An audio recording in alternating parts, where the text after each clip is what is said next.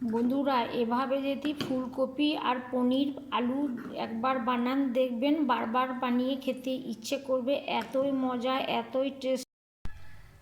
কড়াইয়ের মধ্যে দিয়েছি তেল, তেলটা গরম হয়ে গেছে। এখানে আমি পনিরগুলো নিয়েছি, টুকরো টুকরো করে কেটে নিয়েছি।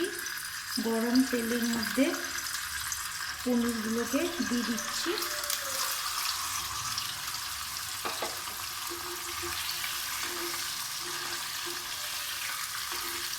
উল্টে পাল্টে লাল করে ভেজে নেব। এখানে আমি সরষের তেল ব্যবহার করেছি, আপনারা সাদা তেলও ব্যবহার করতে পারেন। পনিরগুলো আমার ভাজা হয়ে গেছে, লাল কালার চলে এসছে। এবার এখানে আমি নিয়েছি একটা বাটির মধ্যে একটু জল গরম করে নিয়েছি। গরম জলের মধ্যে পনিরগুলো দিয়ে দিচ্ছি। গরম জলের মধ্যে দিলে পনিরগুলো শক্ত হবে না, নরম সফট থাকবে। এটা আমি সরিয়ে রেখে দিচ্ছি। এখানে আমি নিয়েছি ফুলকপিটা একটু গরম জলের মধ্যে দিয়ে রেখেছি, যাতে ফুলকপির মধ্যে বীজ থাকে, বীজটাও কেটে যাবে। ফুলকপির মধ্যে অসংখ্য পোকা থাকে, পোকাটাও চলে যাবে। ফুলকপিটা নরমও হয়ে গেছে। আমি দিয়ে দিচ্ছি লবণ আর দিয়ে দিচ্ছি হলুদ। নুন আর হলুদ দিয়ে ফুলকপি ভেজে নিচ্ছি, একটু লাল করে ভেজে নেব। ফুলকপি লাল করে ভাজা হয়ে গেছে। এবার আমি একটা প্লেটের মধ্যে তুলে নিচ্ছি।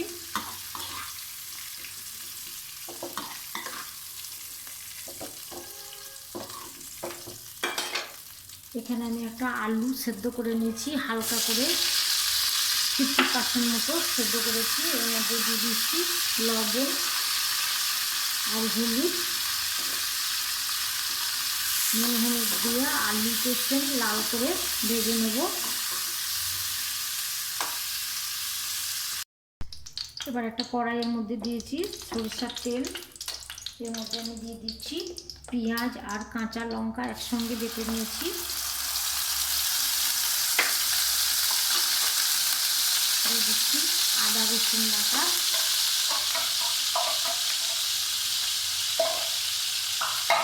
দিয়ে দিচ্ছি হলুদ গুঁড়ো, দিয়ে দিচ্ছি লবণ আর দিয়ে দিচ্ছি কাঁচা জিরে ধনের গুঁড়ো। সমস্ত কিছু আমি লাল করে মশলাটাকে ভেজে নেব।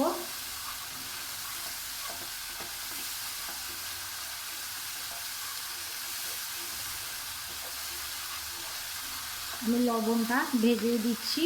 লবণ ভাজা খেলে অনেক সময় যাদের হাই প্রেশার আছে, ভাজা লবণ শরীরের পক্ষে ভালো, তীব্রতা কমে যায়। সেজন্য আমি লবণটা মশলার সঙ্গে ভেজে নিচ্ছি। মশলা ভাজা হয়ে গেছে, মশলা থেকে তেল ছেড়ে দিয়েছে। এবার আমি একে একে দিয়ে দিচ্ছি কপি আর দিয়ে দিচ্ছি আলু ভাজা।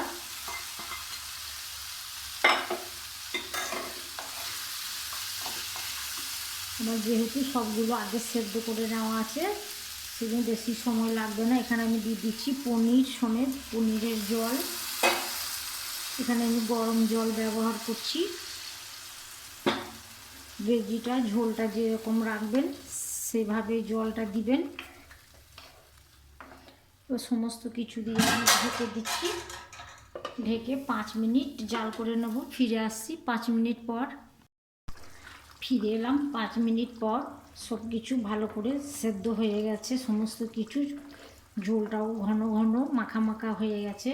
এবার আমি দিয়ে দিচ্ছি কয়েক দানা চিনি।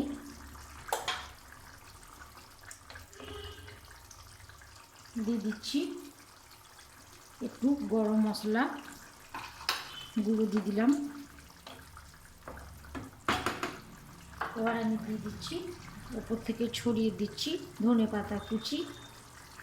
ধনেপাতার টেস্টটা খুব ভালো লাগবে। যারা পছন্দ করেন না তারা বাদ দিয়ে দিতে পারেন। নিরামিষ বন্ধুরা যারা মাছ মাংস কিছুই খান না, তারা এভাবে যদি ফুলকপি পনির আলু বানিয়ে খান, দেখবেন একটা আলাদাই মাত্রা এনে দেবে। জিভের স্বাদ চলে আসবে। এবার আমি গ্যাসটাকে অফ করে দিচ্ছি, একটু ঝোল ঝোল মাখামাখাই করেছি। বন্ধুরা, এভাবে যদি ফুলকপি আর পনির আলু একবার বানান, দেখবেন বারবার বানিয়ে খেতে ইচ্ছে করবে। এতই মজা, এতই টেস্টি। এটা আপনারা ভাত, রুটি, পরোটা, পোলাও, ফ্রায়েড রাইস সমস্ত কিছুই দিয়ে খেতে পারবেন। এতই টেস্টি, এতই ভালো। আর যদি আমার এই রান্নাটা ভালো লেগে থাকে, লাইক, সাবস্ক্রাইব আর আমার পাশে থাকার অনুরোধ রইল। সবাই আমাকে সাপোর্ট করুন। ভালো থাকুন, সুস্থ থাকুন। আজকের মতো আসি। আল্লাহ হাফেজ।